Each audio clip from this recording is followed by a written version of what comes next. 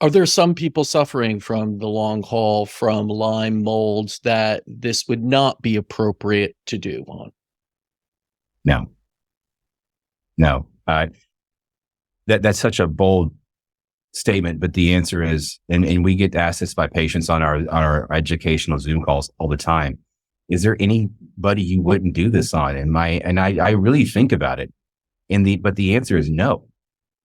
Because if you think about it, unless we go live somewhere besides the US, and we don't live in the world that our grandparents live in, which is, the foods we eat, the environment we have, the way that our body is continually stressed by just, all these things, we are all not biologically getting better. So if there's something that can keep us, if there's something that can keep my repair system and my immune system constantly working at optimal capacity like this, which those two things will help me live, a long lived life, why would I not want to do it? So the only patients that might be considered a pause or a contraindication are ones that have had a heart surgery with allograft stents or allograft placement, just because there's a concern of that's the only patient I can think of, is that if anybody who's said, I'm not going to do this, it's not the cancer patient, it's not the active cancer patient, it's not the patient you think you would do it. The only patient that I can conceivably think of that has given pause is the person who's had a heart surgery with allograft or xenograft valves. That's the only one. Yeah. And just because the xenografts are just from another source. Right. And again, this is always for up to the practitioner. We're both not doctors here, and doctors will always make that final decision, and much more educated one than we can here sitting and talking about theoretical patients out there. But I think at the core, this is taking something already inside your body. It's not introducing anything new. It's not introducing a new chemical that your body has never seen. It's taking something that is there to heal your body already, and then basically putting it through a transformative process and reintroducing it. And that's a big difference maker, because you're not adding anything. You're kind of taking something that's already been there. That is the word. It's kind of funny. It must be something in the air. That's the word we've started using it. This is not regenerative. This is transformative. Mm-hmm.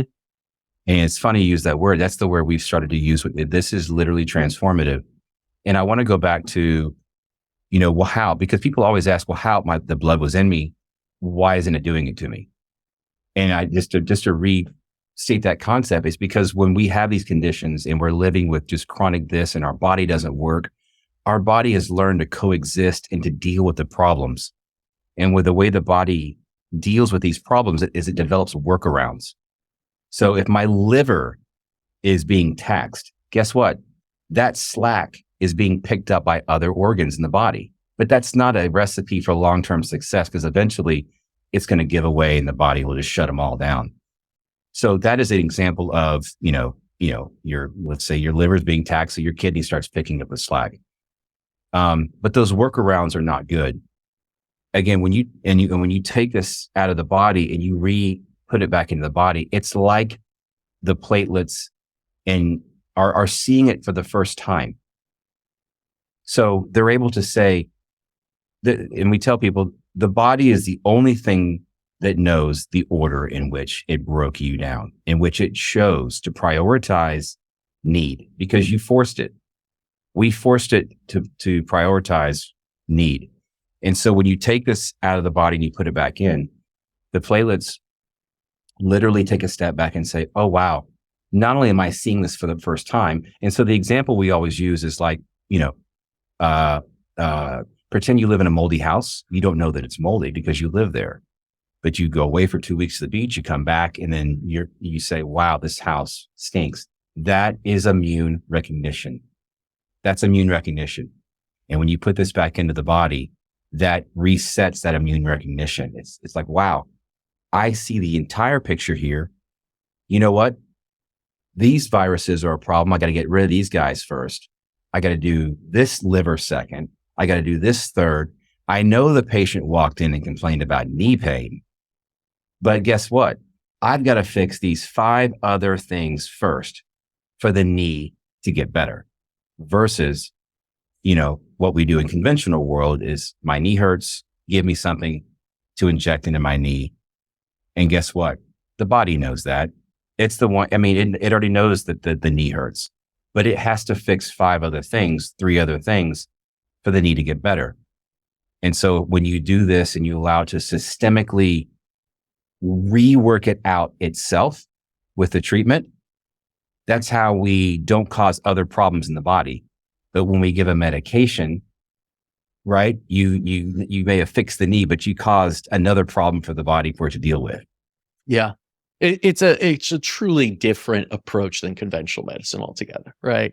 We have to acknowledge that conventional medicine is done a very good job at managing acute, of course, conditions and emergency situations. And after that, it's more managing symptoms, managing the disease itself. We're looking truly to transform and heal, regenerate, get you back to self-healing. Your body knows what to do, and it is self-managing it itself. And that's what TruDOSE does very well.